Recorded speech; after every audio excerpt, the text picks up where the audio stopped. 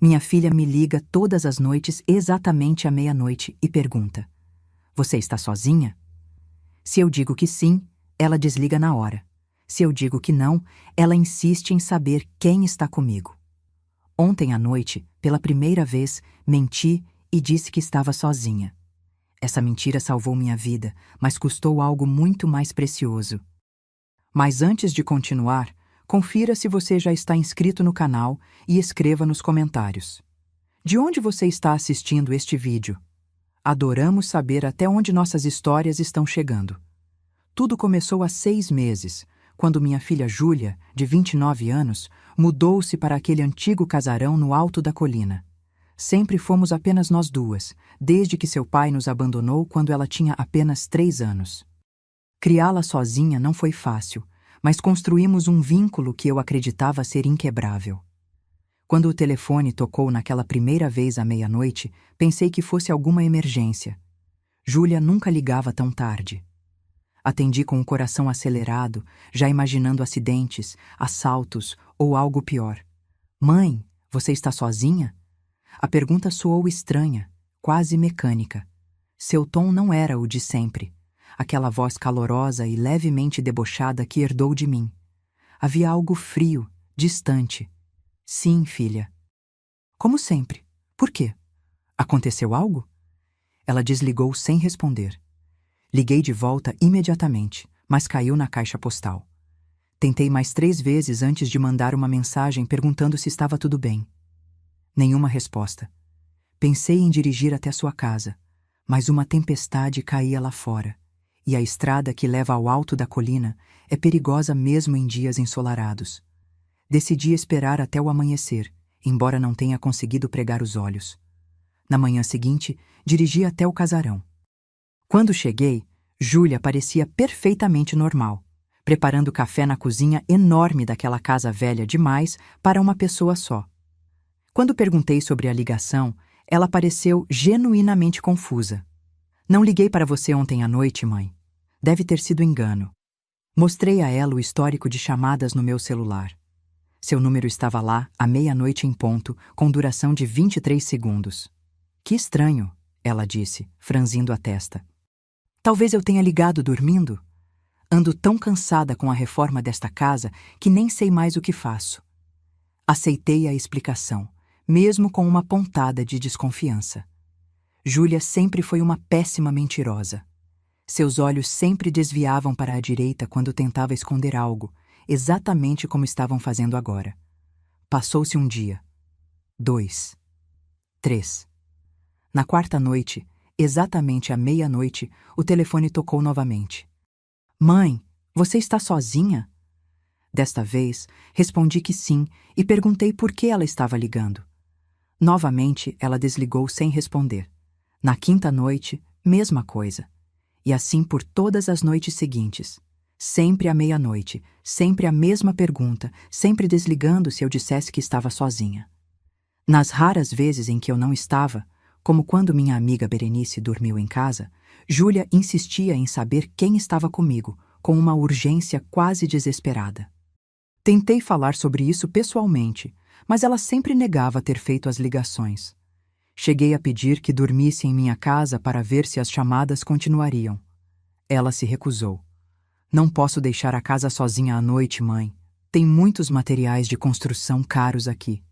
E a reforma está quase terminando." O casarão era uma herança inesperada de uma tia-avó que Júlia mal conheceu. Um presente estranho, considerando que havia outros parentes muito mais próximos.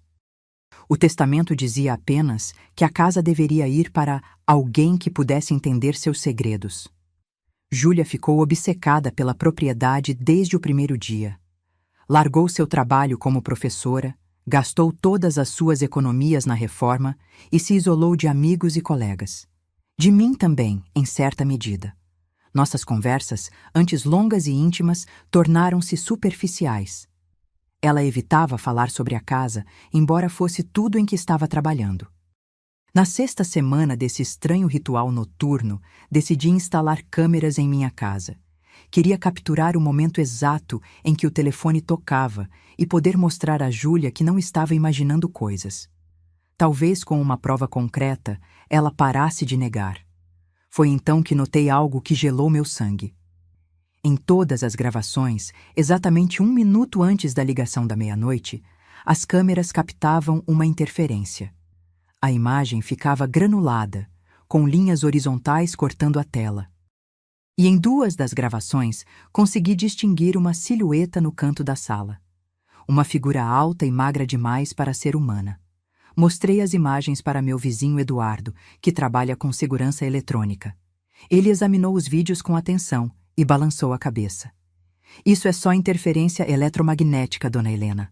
Acontece o tempo todo com esses sistemas mais baratos.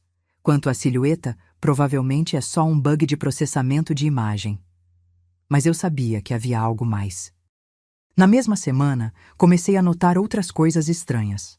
Objetos que mudavam de lugar durante a noite.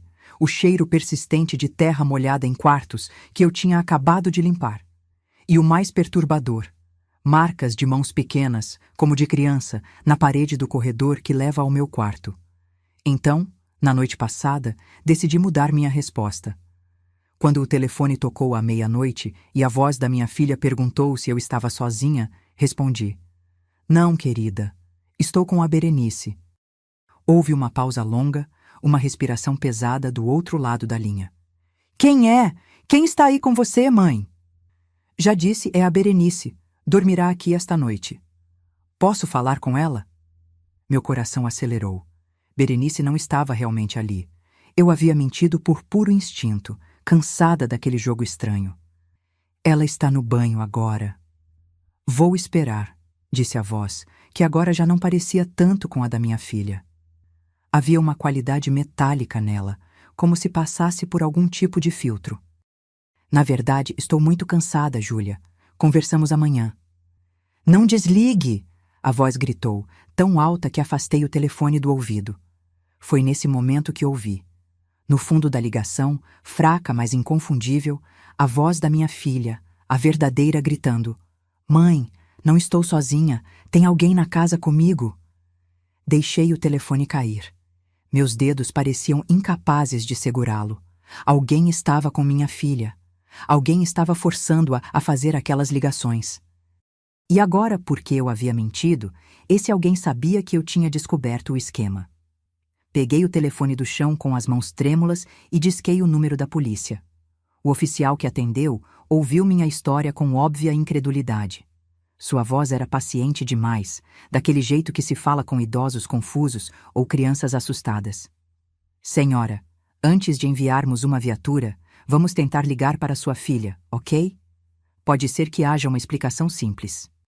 Eu queria gritar com ele, dizer que não havia explicação simples para o que acabara de ouvir, mas me contive. Forneci o número de Júlia e esperei. "Sua filha a atendeu, senhora. Diz que está perfeitamente bem, apenas trabalhando na reforma da casa. Ela parece um pouco preocupada com a senhora, na verdade. Ela está sendo coagida. Peça para falar com ela pessoalmente." "Já fizemos isso, senhora. Sua filha concordou em receber uma visita de rotina dos nossos oficiais amanhã de manhã. Sugiro que a senhora também descanse. Podemos mandar alguém até sua casa se preferir." Desliguei, furiosa. Eles não entendiam. Ninguém entenderia até ver o que eu tinha visto, ouvir o que eu tinha ouvido. Peguei minhas chaves e dirigi até o casarão no alto da colina. A tempestade que ameaçava o céu há dias finalmente desabou em toda a sua fúria. Os limpadores de para-brisa mal davam conta de afastar a água, e por várias vezes pensei que acabaria na vala. Mas o medo pelo que poderia estar acontecendo com Júlia era maior que qualquer preocupação com minha própria segurança. Cheguei ao portão da propriedade e percebi algo estranho. Havia luzes acesas em todos os cômodos do casarão. Todas as janelas brilhavam na noite escura, como olhos abertos observando minha chegada. Em 6 meses de reforma, nunca tinha visto a casa tão iluminada. Estacionei e corri para a porta, encharcando-me no processo. Toquei a campainha, mas o som parecia ser engolido pela tempestade. Bati com força, chamando por Júlia. Nada. Tentei a maçaneta, esperando encontrá-la trancada, mas a porta se abriu facilmente. Um cheiro forte de terra úmida e mofo invadiu minhas narinas assim que entrei. Além da luz que vinha de todos os cômodos, a casa estava em absoluto silêncio. "Júlia, sou eu, filha!" Minha voz ecoou pelos corredores vazios. Caminhei lentamente pela sala de estar, notando que os móveis antigos que Júlia havia me mostrado com tanto orgulho semanas antes não estavam mais lá. O cômodo estava completamente vazio, exceto por uma cadeira de madeira no centro, virada para a parede. No corredor que levava aos quartos, as paredes antes cobertas por papel de parede florido agora exibiam símbolos estranhos, desenhados com o que parecia ser... Não queria nem pensar. A tinta vermelha escorria em alguns pontos, ainda fresca. O quarto de Júlia foi onde meu coração quase parou. A cama estava perfeitamente arrumada, como se ninguém tivesse dormido nela em semanas. Sobre o travesseiro, um telefone celular, o de Júlia, conectado a um pequeno dispositivo que não reconheci. O aparelho piscava uma luz verde ritmicamente. Peguei o celular e vi que havia um aplicativo aberto. Parecia algum tipo de modificador de voz. E na tela, programado para tocar automaticamente à meia-noite, estava meu número. O quebra-cabeça começou a se formar em minha mente. Alguém, ou algo, estava usando o telefone de Júlia para me ligar. Mas por quê? Para verificar se eu estava sozinha? Para ter certeza de que não havia testemunhas caso decidisse? Um barulho de madeira, rangendo no andar de baixo, interrompeu meus pensamentos. Alguém tinha entrado na casa. Olhei ao redor, procurando um lugar para me esconder ou algo para usar como arma. O guarda-roupa antigo parecia ser a única opção. Entrei rapidamente e fechei as portas, deixando apenas uma pequena fresta para observar. Os passos eram lentos, arrastados. Não soavam como os de Júlia, que sempre teve um andar leve, quase saltitante. Estes eram pesados, deliberados. Prendei a respiração quando vi uma sombra passar pela porta do quarto. A figura que entrou não era minha filha. Não era ninguém que eu conhecesse. Era um homem alto, magro demais, vestindo um terno preto molhado pela chuva. Seu rosto era pálido, quase translúcido, com olhos tão fundos que mal se podia vê-los nas órbitas escuras. Ele caminhou diretamente até a cama e pegou o celular. Seus dedos, longos e brancos como ossos, deslizaram pela tela com familiaridade. Então ele falou. E sua voz era exatamente a que eu ouvira tantas vezes perguntar se eu estava sozinha. Um arremedo perfeito da voz de Júlia, mas com aquela qualidade metálica que eu notara na noite anterior. Ela descobriu. Precisamos agir agora. Não consegui ouvir a resposta de quem quer que estivesse do outro lado da linha. O homem desligou, guardou o celular no bolso e saiu do quarto. Esperei até que seus passos desaparecessem no andar de baixo antes de sair do guarda-roupa. Meu cérebro trabalhava freneticamente. Onde estava Júlia? O que aquele homem estranho queria? E mais importante, o que ele quis dizer com "precisamos agir agora"? Decidi procurar pelo resto da casa. Se Júlia estava em algum lugar, eu a encontraria. Saí do quarto sorrateiramente e comecei a verificar os outros cômodos do andar superior. Todos estavam vazios, alguns sem móveis, outros com apenas peças cobertas por lençóis empoeirados. O último cômodo era um pequeno escritório. A porta estava trancada, mas consegui ver através da fechadura que havia luz lá dentro. Bati suavemente. "Júlia, você está aí?" Um barulho de arrastar de correntes veio de dentro. Então, fraca e entrecortada, a voz da minha filha. "Mãe? É você mesmo?" "Sim, filha. Estou aqui para te tirar daqui. O que aconteceu? Quem é aquele homem?" "Mãe, você precisa ir embora agora. Ele não está sozinho. Eles nunca estão sozinhos." "Quem, Júlia? Quem está com você?" "As crianças, mãe. As crianças da casa, elas o trouxeram de volta. O homem que as matou." Um calafrio percorreu minha espinha. As peças começavam a se encaixar de uma maneira que eu não queria aceitar. "Júlia, do que você está falando? Que crianças?" "As 7 crianças que morreram nesta casa há 70 anos. Encontrei os registros no porão, escondidos numa caixa velha. O antigo proprietário, Theodore Graham era professor. Ele atraía crianças para cá. Fazia coisas terríveis com elas. Sua voz era apenas um sussurro agora, como se temesse ser ouvida. Quando descobriram os corpos, ele já tinha desaparecido. Nunca o encontraram. A casa passou por vários donos, mas ninguém ficava por muito tempo. Sempre aconteciam coisas. E por que nossa tia-avó deixou esta casa para você? Houve uma pausa angustiante. Ela não deixou, mãe. Ela nunca deixaria. O testamento era falso. Foi ele quem me trouxe até aqui. Precisava de alguém da família. Ele quem, Júlia? O homem que vi. Theodore. Ele nunca morreu. Ele fez algo. Algo com as crianças. Usou-as de alguma forma. E agora ele precisa de mais uma. Alguém do sangue da família da última criança que matou. Eu. Meu coração parecia que ia explodir. Isso não podia ser real. Era loucura, delírio, alguma psicose induzida por mofo tóxico ou estresse extremo. Filha, você precisa de ajuda. Vou tirar você daí e vamos direto para um hospital. Não é loucura, mãe. Por que acha que ele me fazia ligar toda noite? Era para ter certeza de que você estava sozinha. Eles estão preparando tudo. A cerimônia tem que acontecer quando uma tempestade estiver no auge. Precisa de você sozinha, sem testemunhas. 2 mortes. A última descendente da 7ª criança e sua mãe. A tempestade rugia lá fora. Relâmpagos iluminavam o corredor em flashes fantasmagóricos. O barulho de passos voltou, subindo a escada. Não era mais apenas um conjunto de passos. Eram vários, alguns leves como de crianças correndo. Ele está voltando, Júlia sussurrou em pânico. Vá embora, mãe, corra! Eu não podia abandonar minha filha, não outra vez. Já tinha falhado com ela ao não acreditar que algo estava errado desde a primeira ligação estranha. Olhei ao redor, procurando algo para quebrar a fechadura. Uma estátua de bronze no corredor pareceu servir. O peso era considerável e precisei de toda a minha força para carregá-la. Quando a trouxe de volta à porta do escritório, os passos já estavam no corredor. Não havia mais tempo. Com toda a minha determinação, golpeei a fechadura. Um estalo metálico e a porta cedeu. Dentro, Júlia estava acorrentada a uma cadeira, pálida e magra como nunca tinha visto. Seus olhos, normalmente vivazes, estavam opacos de medo. Ao me ver, um brilho de esperança surgiu neles. Mãe! Corri até ela e comecei a examinar as correntes.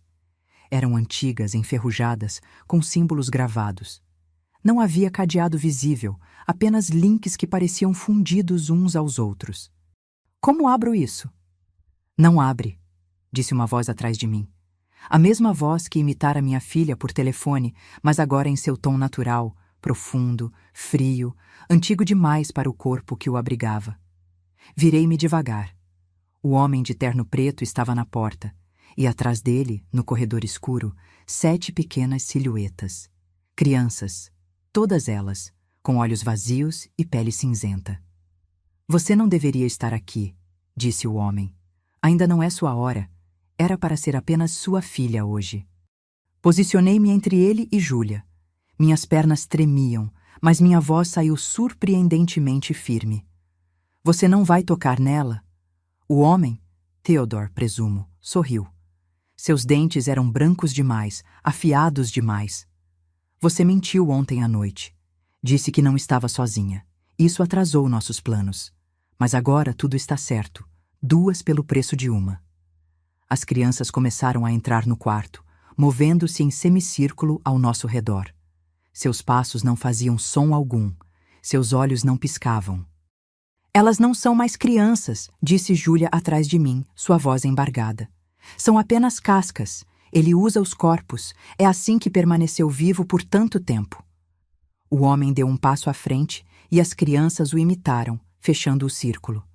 70 anos é tempo suficiente para aprender muitas coisas. Segredos que a maioria das pessoas prefere não conhecer.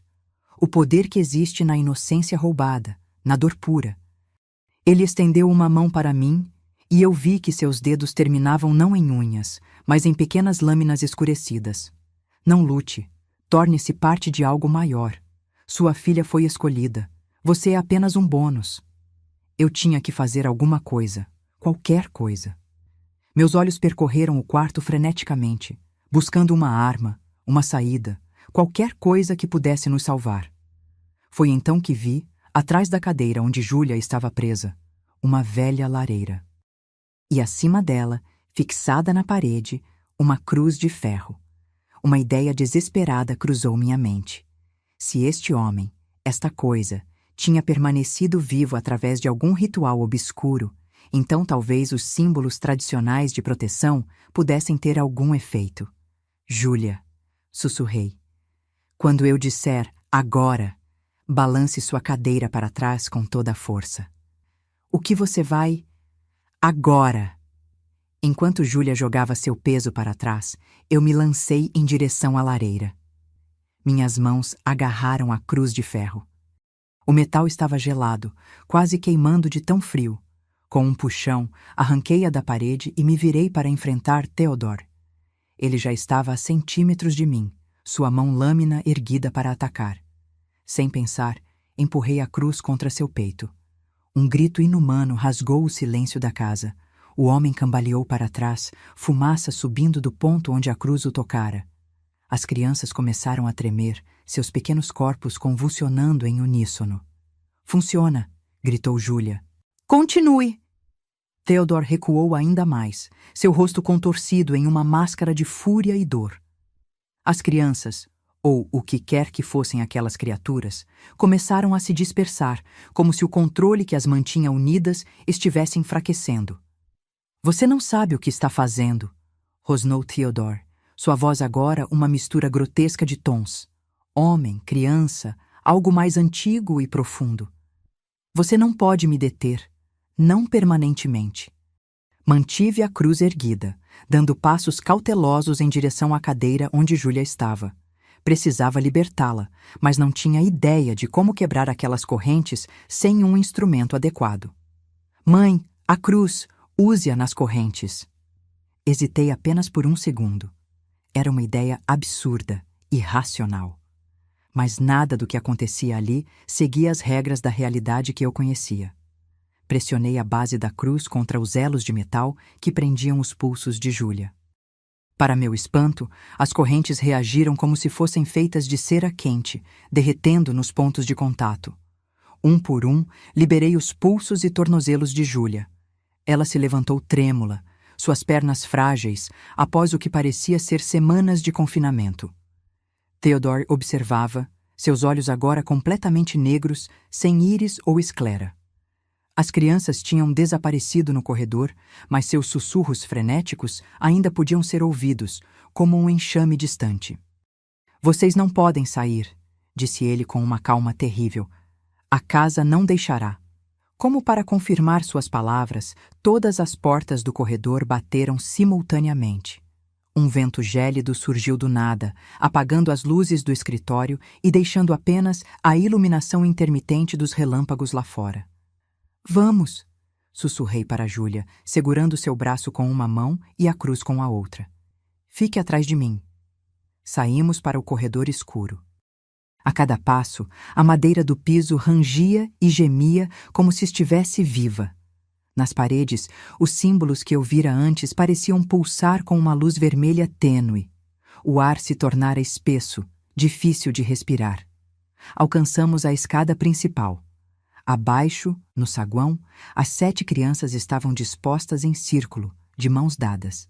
Seus lábios se moviam em uma cantoria silenciosa, e seus pés descalços flutuavam alguns centímetros acima do piso. No centro do círculo, um símbolo idêntico aos das paredes brilhava intensamente, desenhado com o que parecia ser sangue fresco. É um selo, sussurrou Júlia, para manter algo dentro, ou para convidar algo a entrar. Como você sabe disso tudo? Ele me contou, todas as noites. Queria que eu entendesse o privilégio de ser escolhida, de como meu sangue completaria o que ele começou há 70 anos. Olhei novamente para o círculo abaixo. Não havia como passar pelas crianças sem entrar no círculo.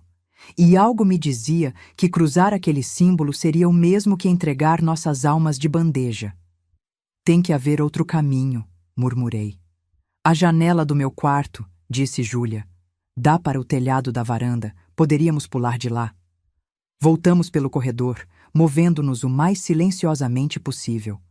Theodore tinha desaparecido, mas eu podia sentir sua presença em algum lugar da casa, como uma sombra que se esgueira pelos cantos da visão. O quarto de Júlia estava diferente de quando eu o vira minutos antes. As paredes, antes de um azul suave, agora estavam cobertas por um papel de parede amarelado e descascado, com desenhos de crianças brincando em um padrão hipnótico. A cama tinha desaparecido, substituída por 7 pequenos colchões no chão, dispostos em círculo. Não era assim, disse Júlia, sua voz trêmula. Ele está mudando a casa. Ou talvez esteja mostrando como ela realmente é. A janela, pelo menos, ainda estava lá. Corri até ela e tentei abri-la, mas estava selada, como se tivesse sido pintada e fechada décadas atrás. Não há saída, disse a voz de Theodore, agora vindo de todos os lugares e de lugar nenhum. Nunca houve. Ele apareceu no batente da porta, seu terno preto agora transformado em um traje antiquado, como de um professor do início do século XX. Seu rosto estava mais cadavérico, a pele quase transparente sobre o crânio.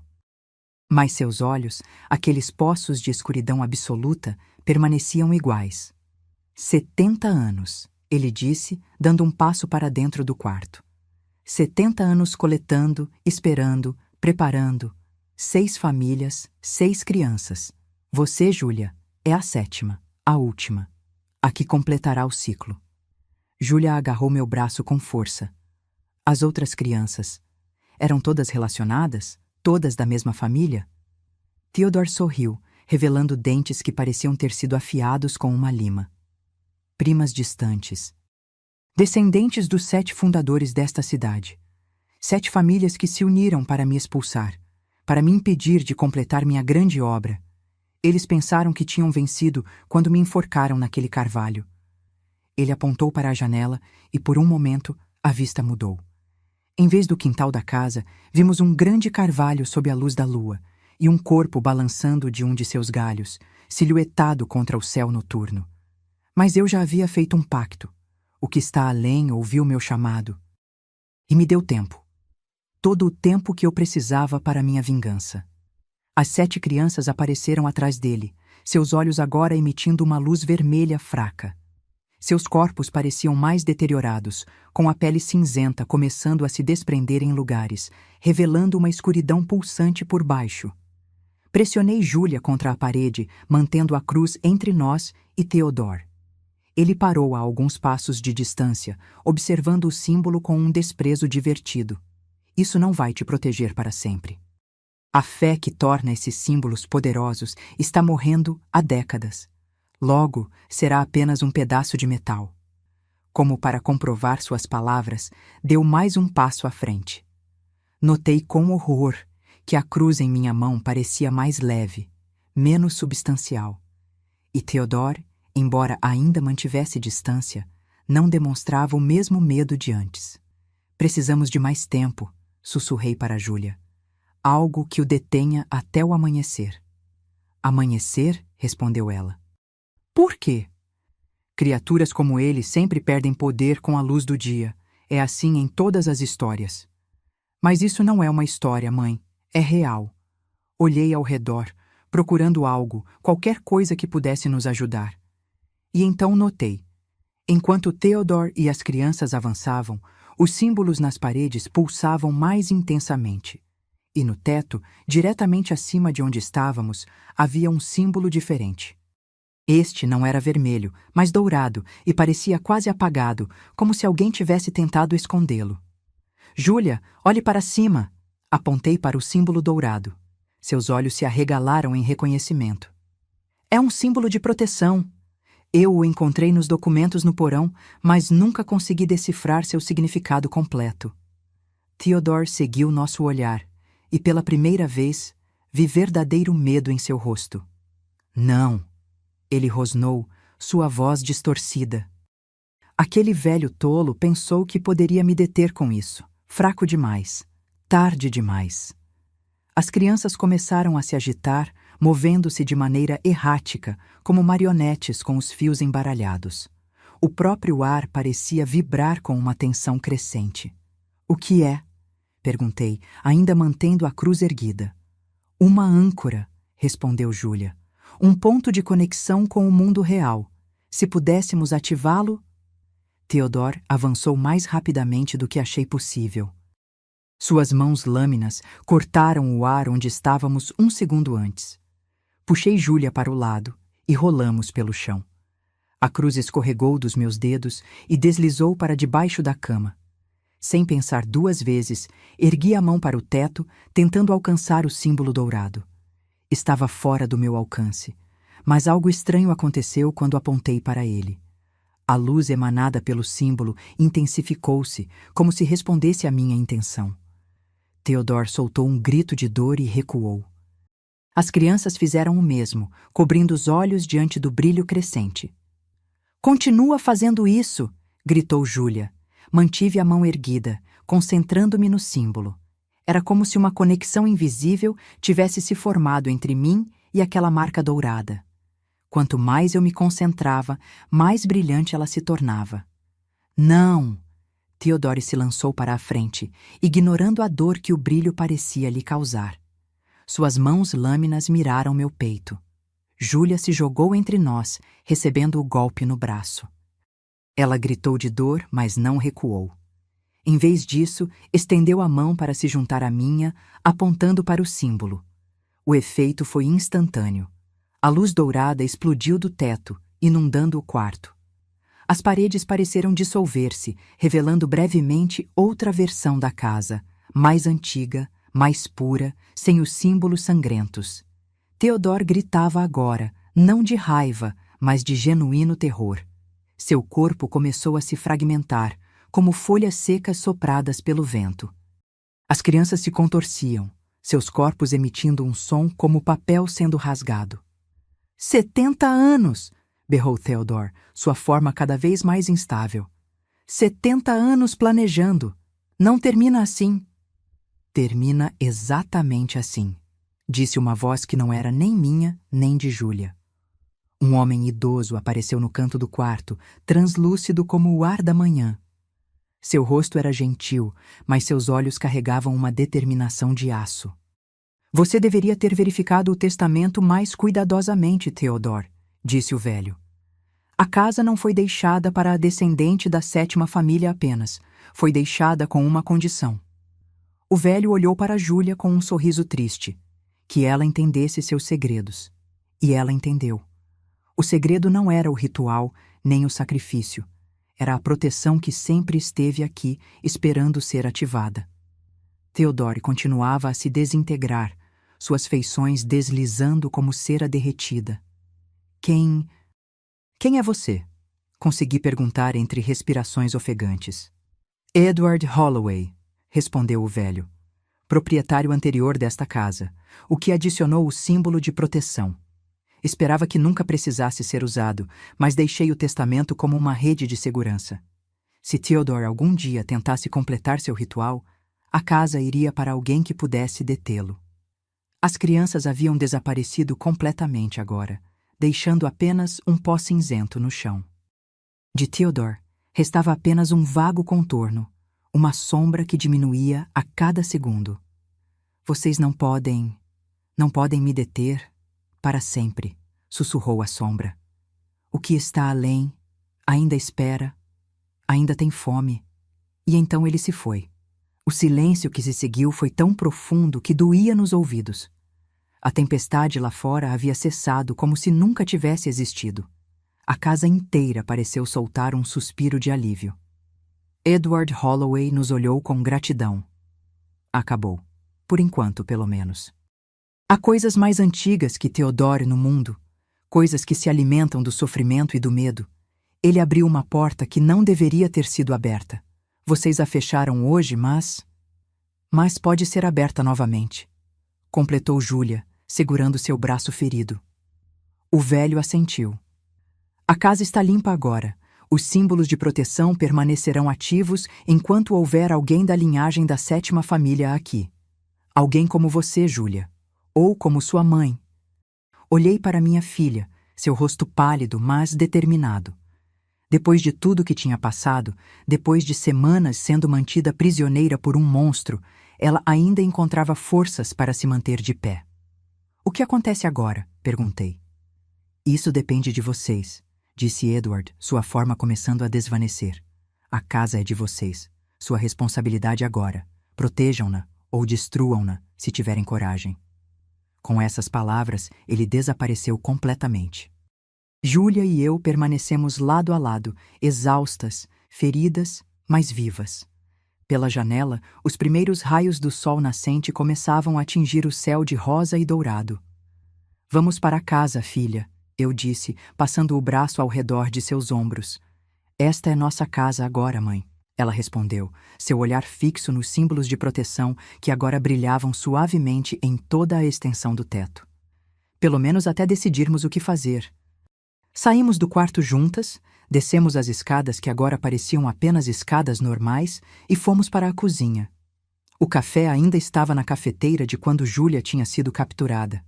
A casa parecia estranhamente normal, como se os eventos da noite tivessem sido apenas um pesadelo compartilhado. Mas o corte no braço de Júlia e o estado debilitado de seu corpo eram provas suficientes de que tudo tinha sido muito real. Enquanto eu fazia um curativo improvisado em seu ferimento, ela me contou tudo. Como tinha encontrado documentos no porão detalhando a história sombria da casa. Como Theodore havia aparecido uma noite, primeiro apenas como uma sombra, depois como o homem que vimos. Como ele a tinha mantido prisioneira, alimentando-a apenas o suficiente para mantê-la viva, contando-lhe histórias terríveis sobre o que planejava fazer com ela, comigo, com a cidade inteira se seu ritual fosse completado. Por que ele fazia você ligar para mim todas as noites? Perguntei enquanto limpava o corte com água morna. Ele queria ter certeza de que você estava sozinha, ela respondeu, estremecendo ao toque da água na ferida. O ritual exigia 2 mortes da 7ª família, a última descendente e sua progenitora. Mas tinha que ser em momentos específicos, com preparações específicas. Ele queria você vulnerável, isolada. Se você estivesse com alguém, ele teria que lidar com testemunhas, o que complicaria seus planos. Fez uma pausa, olhando para mim com os olhos marejados. Eu tentei avisar você naquela última ligação. Consegui recuperar o controle por um momento, mas achei que já era tarde demais.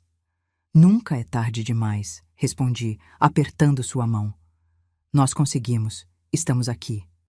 Quando o sol nasceu completamente, iluminando a cozinha com uma luz dourada, senti como se um peso tivesse sido removido dos meus ombros. Theodore tinha desaparecido. As crianças, o que quer que fossem aquelas coisas, também. Pela primeira vez em meses, pude respirar sem sentir aquele nó de preocupação constante no peito. Mas uma pergunta ainda pairava entre nós, não formulada, mas presente em nossos olhares. O que faríamos com a casa? Com a responsabilidade que Edward Holloway tinha nos deixado? Júlia foi a primeira a verbalizá-la. Não podemos simplesmente ir embora e deixar a casa aqui, podemos? E se outra pessoa comprar? E se o que está além da porta que Theodore mencionou encontrar outro caminho? Os dias que se seguiram foram estranhos, suspensos entre a normalidade e o extraordinário. Júlia e eu nos instalamos na casa, limpando os restos da presença de Theodore. Encontramos símbolos desenhados atrás de quadros, sob tapetes, dentro das paredes quando removemos o papel de parede manchado. Um a um, nós os apagamos, substituindo-os pelos símbolos de proteção dourados que havíamos descoberto. A polícia apareceu no dia seguinte à nossa confrontação com Theodore, conforme prometido.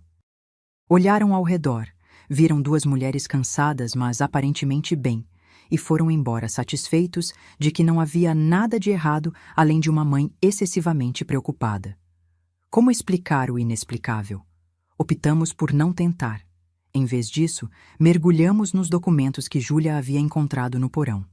Diários, cartas, registros municipais antigos, todos contando partes da história da casa e das 7 famílias fundadoras.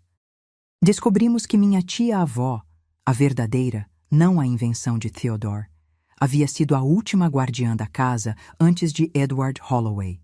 Ela sabia da importância de manter a propriedade na família, mas não tinha filhos próprios.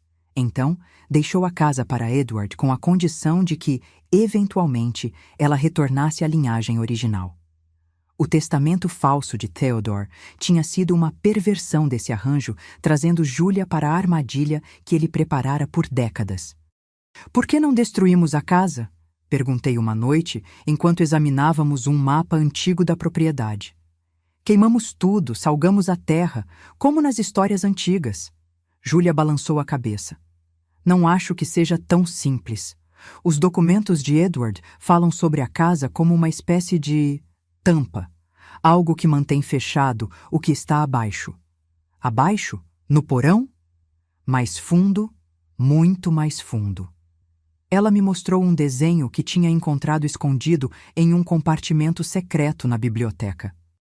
Mostrava a planta da casa, mas com camadas abaixo, um porão que conhecíamos, um subporão que desconhecíamos e, mais abaixo ainda, uma caverna natural. E no centro dessa caverna, um círculo com os mesmos símbolos que havíamos visto nas paredes durante a noite da tempestade. "Uma porta", murmurou Julia. "Ou talvez um portal." Os diários de Edward sugerem que Theodore não estava invocando nada novo.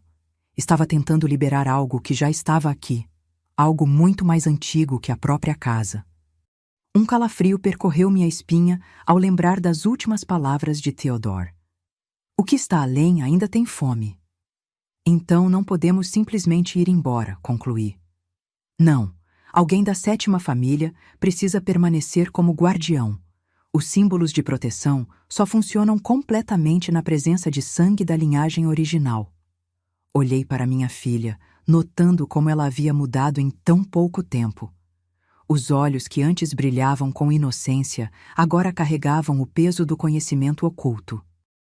Suas mãos, antes ocupadas com trabalhos escolares, agora traçavam símbolos antigos com a familiaridade de uma estudiosa. "Você quer ficar?" Não era uma pergunta. Julia assentiu. "Preciso entender melhor o que estamos enfrentando. Preciso fortalecer as proteções. E, de alguma forma, me sinto responsável pelas crianças. As verdadeiras, não aquelas coisas que Theodore transformou. Elas merecem paz." Passei a mão em seu cabelo, como fazia quando ela era pequena. "Então ficaremos juntas. Eu não vou te abandonar de novo." Nas semanas seguintes, transformamos o casarão. Onde antes havia símbolos obscuros, agora brilhavam marcas de proteção. Onde havia escuridão e mofo, trouxemos luz e ar fresco.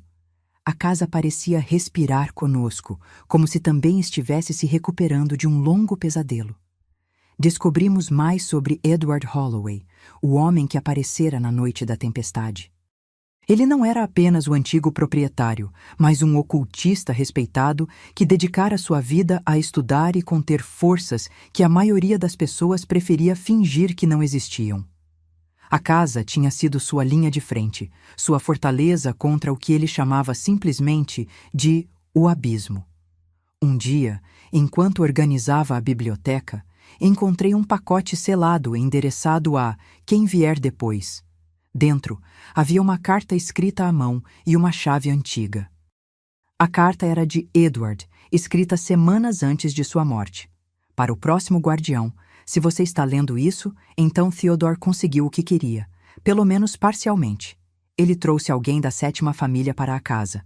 Espero que você tenha sobrevivido ao encontro com ele e que tenha descoberto os símbolos de proteção a tempo.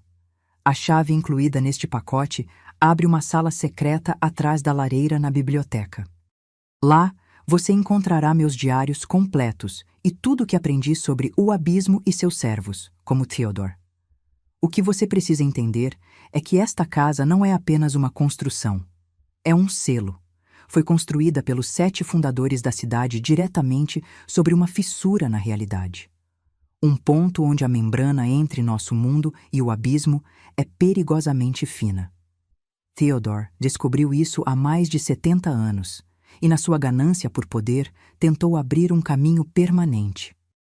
Os fundadores o detiveram, mas não antes que ele sacrificasse 6 crianças, uma de cada família, em um ritual pervertido.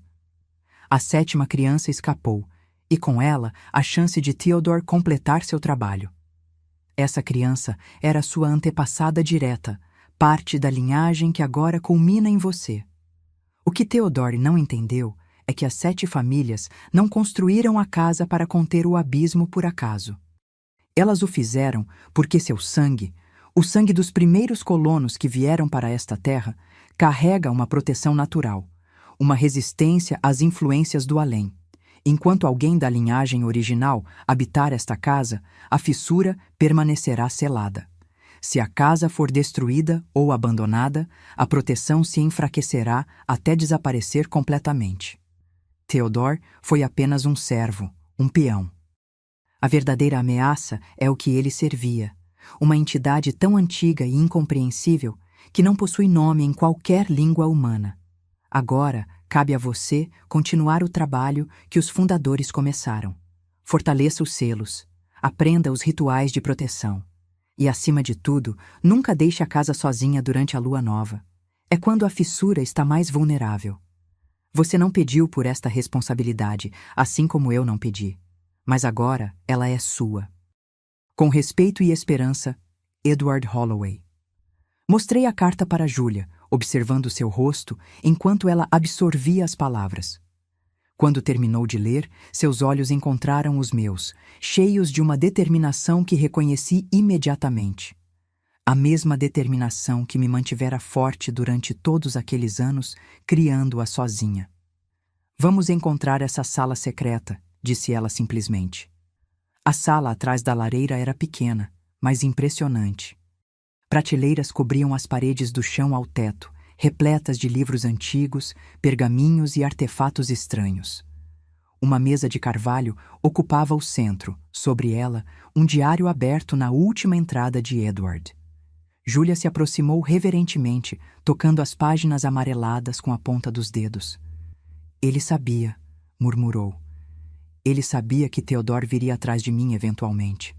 Por isso deixou tudo isso, completei, para nos ajudar a entender.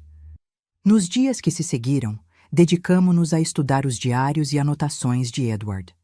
Aprendemos sobre a história verdadeira da cidade, fundada não por acaso naquele local específico, mas com o propósito deliberado de guardar a fissura. Descobrimos rituais de proteção, métodos para fortalecer os selos, sinais de alerta para quando o equilíbrio estivesse ameaçado. E, principalmente, aprendemos sobre o abismo, uma dimensão paralela habitada por entidades que desafiavam a compreensão humana, sempre famintas, sempre procurando caminhos para nosso mundo. É como olhar para o fundo do oceano, comentou Julia certa noite, fechando um dos diários com expressão sombria. Você sabe que há coisas se movendo lá embaixo, coisas que evoluíram em um ambiente tão diferente do nosso que parecem alienígenas. Mas pelo menos os abismos oceânicos estão no nosso mundo, seguem nossas regras físicas. Ela fez um gesto, abrangendo os livros que tínhamos estudado. Este é um abismo que não segue regra alguma que possamos entender. Concordei, sentindo o peso da responsabilidade que havíamos assumido. Mas estamos preparadas agora, falei com uma confiança que não sentia completamente. Sabemos o que estamos enfrentando. Temos os símbolos de proteção, os rituais. Julia sorriu, mas seu olhar permaneceu sério. Ainda assim, precisamos ser vigilantes. A lua nova é daqui a 3 dias. A primeira lua nova após nossa descoberta foi a mais aterrorizante. Segundo os diários de Edward, era quando a fissura ficava mais instável, quando a barreira entre nosso mundo e o abismo ficava mais fina. Preparamo-nos meticulosamente. Traçamos símbolos de proteção em todas as entradas e janelas da casa. Acendemos velas feitas com ervas específicas, seguindo as receitas de Edward. Pronunciamos os encantamentos que ele havia registrado, sentindo-nos simultaneamente tolas e terrivelmente sérias. À meia-noite, estávamos no porão, diante da porta que levava ao subporão recém-descoberto. Era uma porta de ferro maciço, gravada com símbolos de proteção que brilhavam levemente na escuridão. "Devemos descer?" perguntei, minha voz pouco mais que um sussurro. Júlia hesitou, seu rosto pálido à luz da lanterna. "Edward diz que precisamos verificar os selos principais durante a lua nova, certificar-nos de que permanecem intactos." Engoli em seco e assenti. Juntas, abrimos a porta pesada. Um cheiro antigo e estranho subiu até nós. Não era exatamente mau, apenas errado, como se não pertencesse ao nosso mundo. Uma escada de pedra descia na escuridão. Nossas lanternas iluminavam apenas alguns degraus à frente. O silêncio era absoluto, como se tivéssemos entrado em um vácuo onde nenhum som poderia existir. Descemos devagar, cada passo ecoando não pelos nossos ouvidos, mas por algum outro sentido que não conseguíamos nomear. No fundo da escada, encontramos outra porta, esta feita de madeira petrificada, tão antiga que parecia ser parte da própria terra. Nesta porta, os símbolos não eram gravados, mas formados pelo próprio padrão da madeira, como se a árvore que a originara tivesse crescido com essas marcas. "O primeiro selo", disse Júlia, consultando o pequeno caderno onde havíamos copiado as instruções mais importantes de Edward. Seguindo o ritual descrito, pressionei minha palma contra o centro da porta. Júlia fez o mesmo. Juntas, pronunciamos as palavras que Edward havia transcrito foneticamente, sons que não eram exatamente linguagem, mas que pareciam ressoar em um nível mais profundo que o mero som. A porta se iluminou brevemente, os símbolos brilhando com uma luz interior dourada. Então, lentamente, abriu-se sem qualquer som. Além dela estava uma câmara circular, escavada na rocha viva. No centro, um círculo de pedras marcava o que Edward chamava de o umbral, o ponto exato sobre a fissura dimensional. 7 pilares cercavam este círculo, cada um gravado com símbolos relacionados a uma das famílias fundadoras. E no centro do círculo, o chão. Não estava lá. Em seu lugar, havia o que parecia ser um poço perfeitamente redondo, tão escuro que absorvia nossa luz em vez de refleti-la. "A fissura", murmurou Júlia, sua voz trêmula. Nos aproximamos cautelosamente. De acordo com o diário, precisávamos verificar se os símbolos nos pilares estavam intactos e renovar o selo principal no umbral. Foi quando ouvimos um som que não era bem um som, mas como uma vibração que sentíamos dentro de nossos crânios. Um sussurro que não utilizava ar para se propagar. "Liberte-nos." Júlia agarrou meu braço, seus olhos arregalados. "Você ouviu?" Assenti, incapaz de falar. O sussurro veio novamente, mais forte. "Apenas um sacrifício. Apenas uma abertura temporária. Nós podemos dar tudo o que desejam." "Ignore", consegui dizer. Edward mencionou isso. "Eles tentarão negociar, prometer coisas. Não escute." Concentramo-nos na tarefa. Uma a uma, verificamos as marcas nos pilares. 6 estavam intactos. O 7º, o que representava nossa família, estava levemente apagado, como se alguém tivesse tentado raspá-lo. "Theodore", disse Júlia. "Ele tentou remover nossa proteção." Seguindo as instruções, pressionei minha mão sobre o símbolo danificado. Júlia fez o mesmo. Juntas, repetimos as palavras do ritual de renovação. O símbolo brilhou sob nossos dedos, restaurando-se lentamente até estar tão nítido quanto os demais. Os sussurros aumentaram, agora em um frenesi de vozes sobrepostas. Promessas, ameaças, súplicas, todas misturadas em uma cacofonia que ameaçava sobrecarregar nossos sentidos. E então, algo começou a emergir da escuridão do poço. Não era sólido, nem líquido ou gasoso. Era como ver a própria ausência de matéria tomando forma. Tentáculos de escuridão absoluta se estenderam para cima, tateando o ar como se procurassem algo, ou alguém. O selo central! Gritei. Rápido! Corremos para o umbral. Os tentáculos de vazio se moveram em nossa direção, mais rápidos do que deveriam ser capazes. Um deles quase tocou o tornozelo de Júlia, que saltou para longe no último instante. Posicionamo-nos de cada lado do poço e, juntas, derramamos o conteúdo dos frascos que havíamos trazido. Uma mistura de ervas, sais e nosso próprio sangue, preparada de acordo com a receita de Edward. A mistura caiu na escuridão e, por um momento, nada aconteceu. Os tentáculos continuaram seu avanço cada vez mais próximos. Um deles tocou meu sapato e senti um frio tão intenso que gritei de dor. Então, abruptamente, o poço se iluminou com uma luz dourada que surgiu das profundezas. Os tentáculos recuaram como se queimados, retorcendo-se em agonia silenciosa antes de desaparecerem de volta na escuridão. O sussurro das vozes se transformou em um uivo de frustração que reverberou não pelo ar, mas através de nossas próprias mentes. E então, silêncio.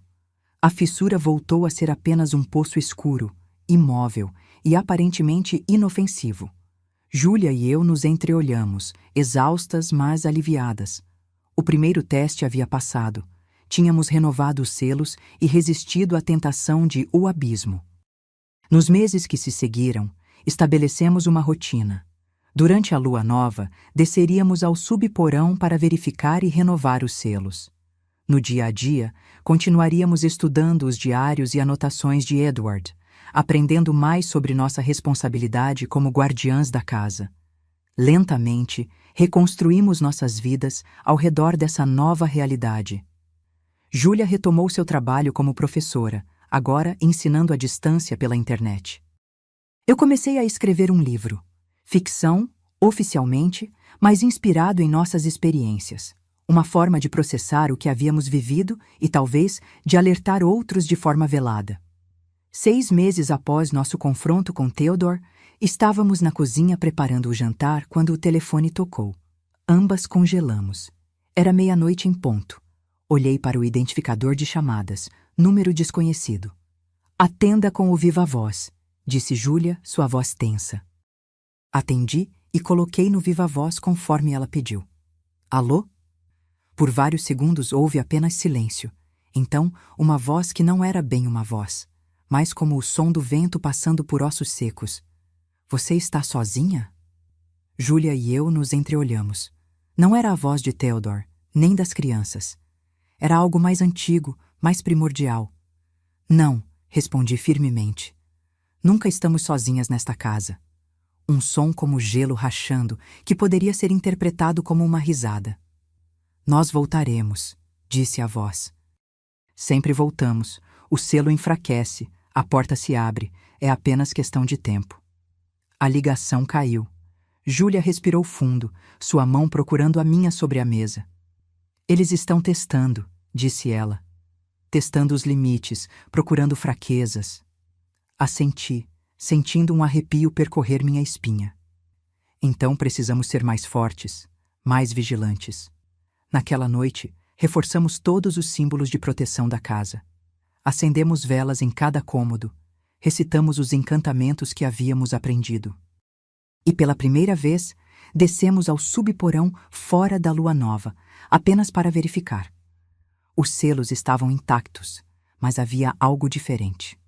O poço no centro do umbral parecia maior. Não por muito, talvez apenas alguns centímetros, mas o suficiente para notarmos. Eles estão tentando expandir a fissura, disse Júlia, seu rosto pálido à luz da lanterna. Mesmo com os selos, mesmo com nossa presença. Reforçamos os rituais de proteção ali mesmo, trabalhando até o amanhecer. Quando finalmente subimos, exaustas, tomei uma decisão. Precisamos de ajuda, falei enquanto preparava café forte para ambas. Não podemos fazer isso sozinhas para sempre. Júlia me olhou, seus olhos pesados de cansaço. Quem acreditaria em nós? Quem estaria disposto a assumir uma responsabilidade dessas? Deve haver outros, insisti. Edward não pode ter sido o único estudioso do oculto que sabia sobre lugares como este. Ele deve ter tido contatos, colegas. Voltamos à biblioteca oculta atrás da lareira. Nos diários mais antigos, encontramos menções a um grupo que Edward chamava apenas de o Círculo, outros guardiões, responsáveis por outros pontos fracos na barreira entre dimensões. Em uma gaveta secreta da escrivaninha, descobrimos um caderno com nomes e endereços. A maioria estava riscada, provavelmente indicando pessoas que haviam falecido. Mas 3 nomes permaneciam intactos, sem marcações. Estes podem ser os últimos membros vivos do Círculo, disse Julia, passando o dedo pelos nomes. Margot Sinclair, Boston. Vincent Chen, São Francisco. Eliza Montgomery, Nova Orleans. Devemos contatá-los, sugeri, pelo menos para saber se ainda estão vivos, se ainda estão ativos. Julia concordou. Decidimos começar com Margot Sinclair, por estar geograficamente mais próxima. Edward havia deixado um número de telefone ao lado do nome, mas tinha mais de 10 anos. Ainda assim, valia a pena tentar. Para nossa surpresa, o número ainda funcionava. Uma voz idosa e desconfiada atendeu no quarto toque. — Quem é? Como conseguiu este número? — Senhora Sinclair? — perguntei hesitante. — Meu nome é Helena. Esta é uma linha segura? Um longo silêncio. Então, qual selo você guarda? Olhei para Julia, que assentiu encorajadoramente. O selo da fissura de Oakwood. Somos as novas guardiãs do casarão Holloway. Mais silêncio. Edward está morto, presumo. Sim, há alguns anos. Um suspiro cansado do outro lado da linha. E Theodore tentou retornar? Meu coração acelerou. Ela conhecia Theodore. Sim, 6 meses atrás, ele foi detido. Temporariamente. A voz cortou. Sempre temporariamente. Eles sempre encontram um caminho de volta. Foi o que descobrimos, disse Julia, inclinando-se em direção ao telefone.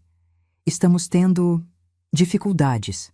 Os selos estão enfraquecendo mais rápido do que conseguimos reforçá-los. Quem fala agora? Perguntou Margot, subitamente alerta. Julia, filha de Helena, somos as últimas da 7ª linhagem. Mais uma pausa. 2 guardiãs. Isso é bom. Vocês são mais fortes juntas, mas precisarão de mais. O Círculo está quase extinto. Vincent faleceu no ano passado. Eliza não responde há meses. Temo que estejamos perdendo a batalha. Troquei um olhar preocupado com Julia. O que podemos fazer? Encontrar novos guardiões, treinar a próxima geração e, mais importante, reforçar todos os selos principais antes do equinócio. Que equinócio? Perguntei. Daqui a 3 semanas, o equinócio de outono. É quando a barreira estará mais fraca em todos os pontos de selagem. É quando eles farão seu maior esforço. 3 semanas não era muito tempo. Como reforçamos os selos principais? Estamos fazendo os rituais mensais, mas... Os rituais mensais mantêm o status quo, interrompeu Margot. Para um reforço completo, vocês precisarão de algo mais potente. O ritual dos 7. Está nos diários de Edward, nas últimas páginas. Ele nunca precisou usá-lo, mas deixou as instruções para quando chegasse a hora. Consultamos rapidamente o último diário. As páginas finais estavam seladas, grudadas umas às outras. Estão seladas, disse Julia. Claro que estão, respondeu Margot. São as instruções mais perigosas. Para abri-las, precisarão de sangue da linhagem. 3 gotas na lombada do livro. Parecia melodramático, como algo de um filme de terror de baixo orçamento. Mas após tudo que havíamos vivido, não estávamos em posição de questionar. Julia pegou um alfinete da escrivaninha, picou o dedo e deixou 3 gotas de sangue caírem na lombada do diário. O efeito foi instantâneo. As páginas se soltaram como se nunca tivessem estado seladas. Funcionou, eu disse maravilhada. Bom, o ritual exigirá preparação e sacrifício. Sempre há um sacrifício. Que tipo de sacrifício? Perguntei alarmada. Não é o que você está pensando, disse Margot, e pude ouvir um leve tom de diversão em sua voz. Não sacrificamos vidas.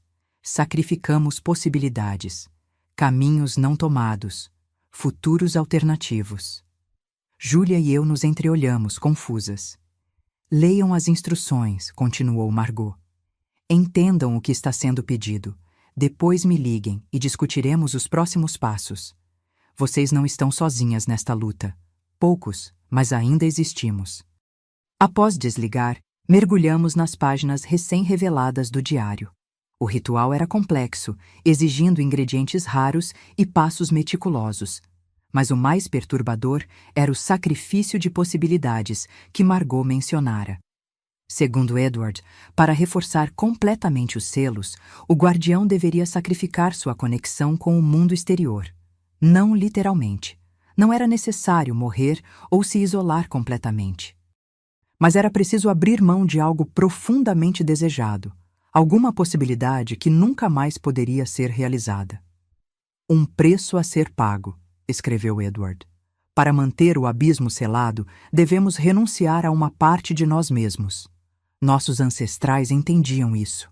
Nós esquecemos, acreditamos que podemos ter tudo sem custo algum, mas o universo sempre exige equilíbrio. Fechei o diário, minha mente turbilhonando.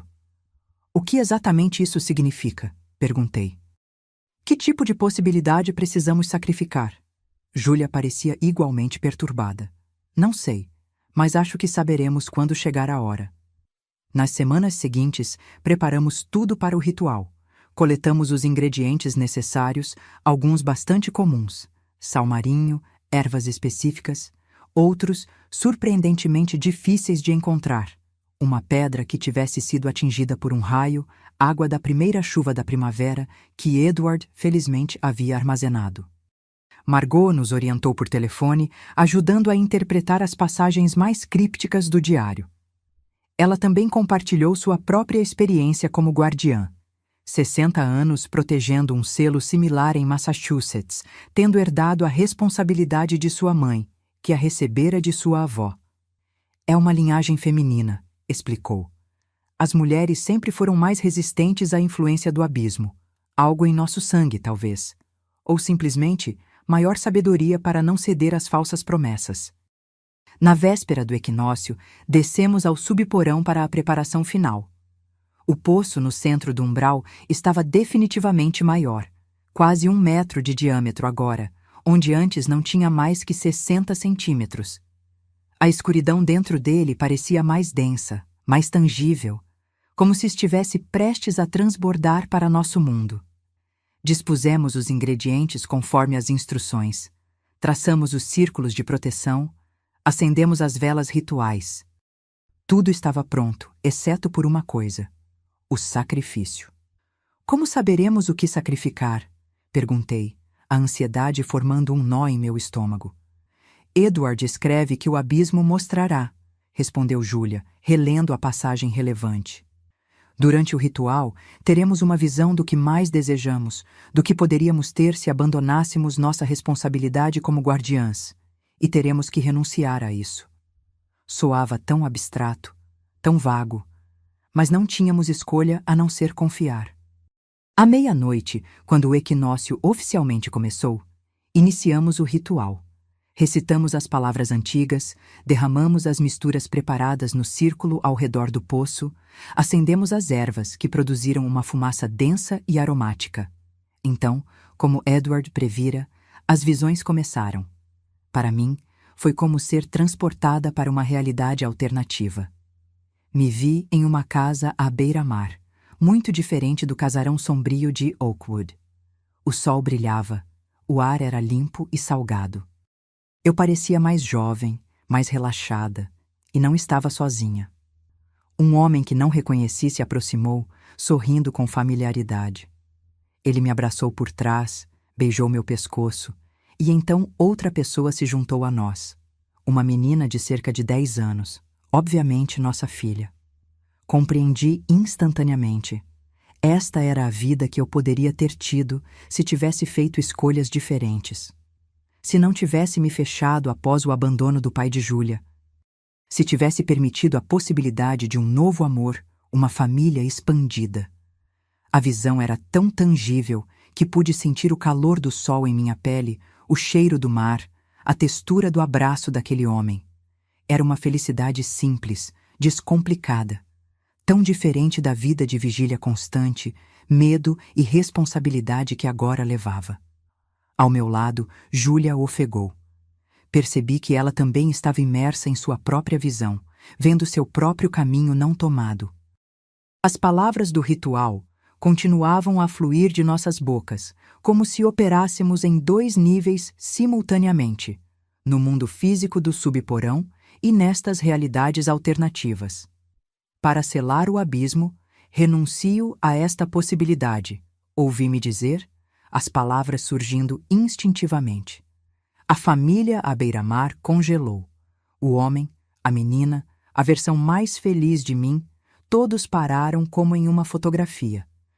E então, lentamente, a imagem começou a se desintegrar, partícula por partícula, como areia soprada pelo vento. Senti uma dor aguda no peito, como se algo estivesse sendo arrancado de mim.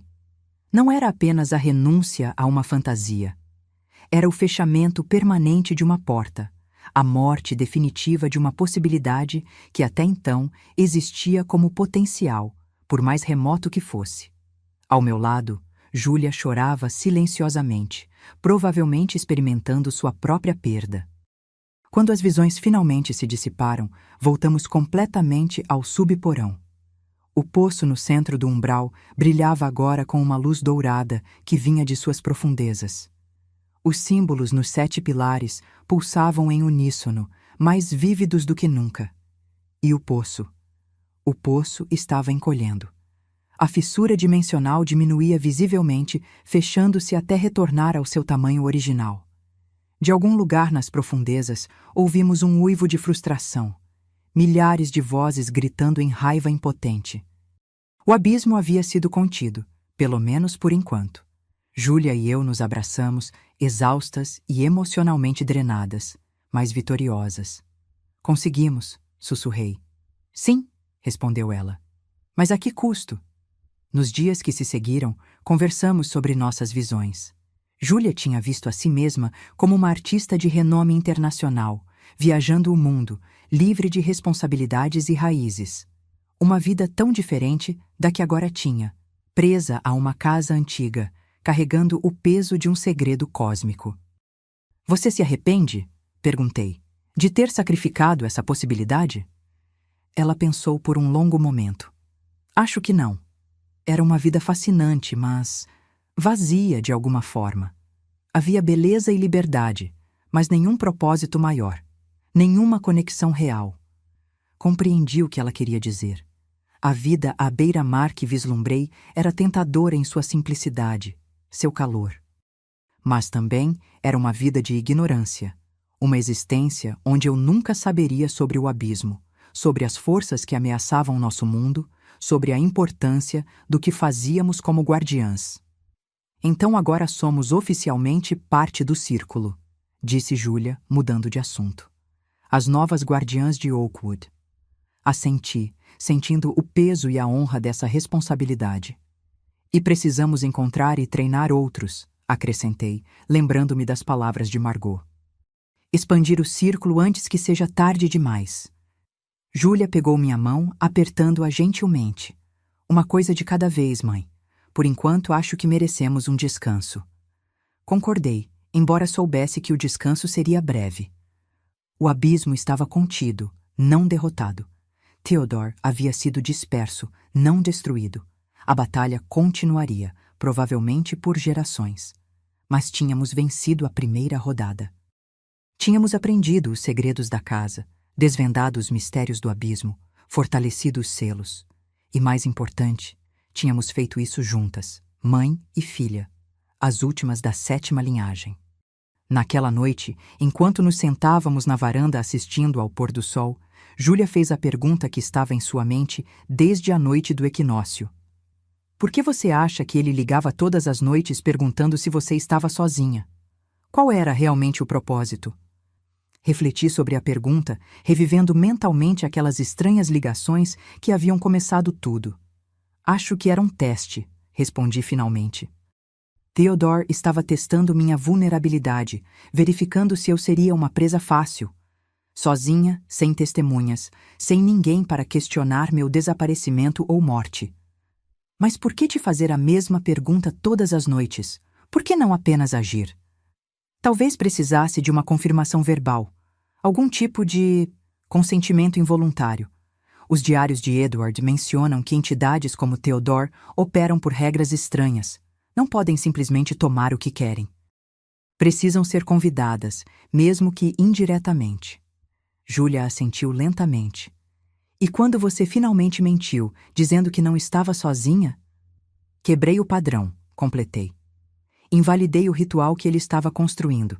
Foi o suficiente para me dar tempo de chegar até você. Ficamos em silêncio por um momento, contemplando a sorte que tivemos. Se eu tivesse continuado a dizer a verdade, se não tivesse seguido aquele impulso inexplicável de mentir naquela noite específica, quem sabe o que teria acontecido? Mãe, disse Júlia suavemente, você realmente acha que podemos fazer isso? Ser guardiãs? Continuar esta luta por... quanto tempo? Anos? Décadas? Olhei para minha filha, esta jovem mulher que havia enfrentado o inimaginável e emergido mais forte. Vi nela a mesma determinação que sempre foi minha própria força, a mesma coragem que me permitiu criá-la sozinha em um mundo frequentemente hostil. Sim, respondi com sinceridade. Acho que podemos. Não será fácil. Haverá noites em que o medo nos consumirá, dias em que questionaremos nossa sanidade. Mas temos uma vantagem que Theodore e o abismo nunca terão. Qual? Apertei sua mão. Temos uma a outra. Nunca estamos verdadeiramente sozinhas. À meia-noite, como se para testar nossa determinação, o telefone tocou. Júlia e eu nos entreolhamos, reconhecendo a hora exata. Atendi no viva voz, sem hesitação. Você está sozinha? Perguntou a voz, a mesma voz antiga e seca da última vez. Não, respondi firmemente, segurando a mão de Júlia. Nunca estamos sozinhas. Um silêncio longo e carregado. Então, nós voltaremos. Estaremos esperando, respondi antes que a ligação caísse. Porque esta era nossa vida agora. Guardiãs da fissura, protetoras do selo, sempre vigilantes, sempre prontas. E nunca, jamais sozinhas. Agora, se você gostou dessa história, clica em se inscrever e me diz nos comentários qual parte te deixou de queixo caído. Ah, e não esqueça de se tornar membro para ter acesso a vídeos exclusivos que não posto aqui. Te espero lá.